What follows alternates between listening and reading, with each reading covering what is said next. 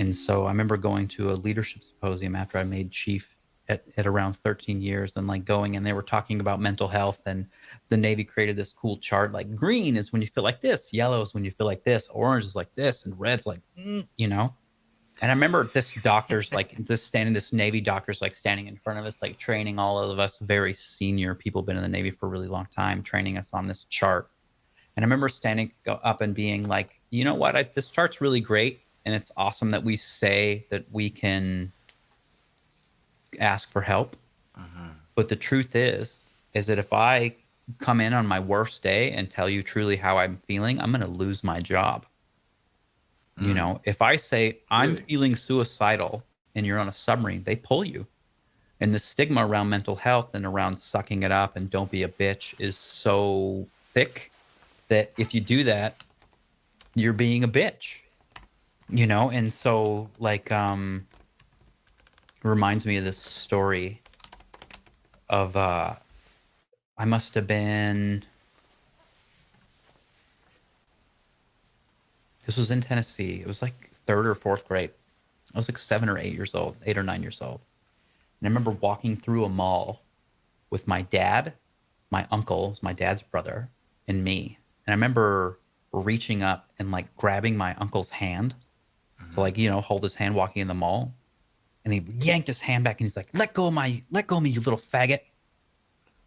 And I remember thinking, like looking at him, and my dad just kind of looked at me and looked away and just kept walking. And I remember thinking like, whoa, I have no idea what that is, but it must be bad. You know, and then you carry that forward, you know, hockey room talk, calling each other fags and bitches, and we're going to, you know, make the other team our bitch and all this stuff. And it's like this very dominating persona that we carry with us. And then you take that into the Navy, and that's just the culture. And you're like, oh, I'm home.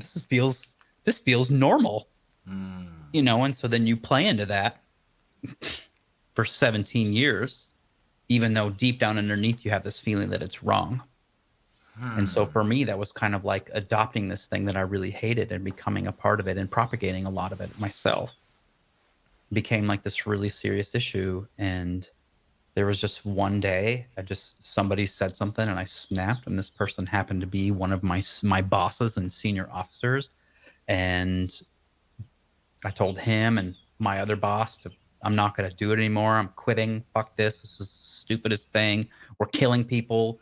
We say one thing, our advertisements about freedom and honor and courage and commitment, and all we're really doing is, you know, making some old rich dude money by like operating his toys out in the middle of the ocean, doing some bullshit that we never really know why we're doing it.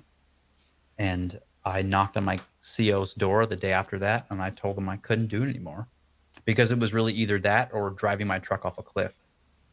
And like when you were talking about saying what you mean, right? Yeah. Like really, really saying it regardless of how people are going to take it. And there were two very distinct parties based on what I'd done. The screw that guy, and whoa, dude, I really get it. You know, Me or too. two very, very, very distinct camps when I did that. And that was on the 27th of March, 2015. That was just 5 years ago. And so going to therapy after that, checking in, like going to the thing, checking the boxes. Are you considering hurting yourself or somebody else? And like you kind of slowly check that box. And then when you go in and the lady's like interviewing, she's like, tell me about this. And then it was just like breakdown, like finally letting it all out. Years and years, 35 years of like pent up dishonesty.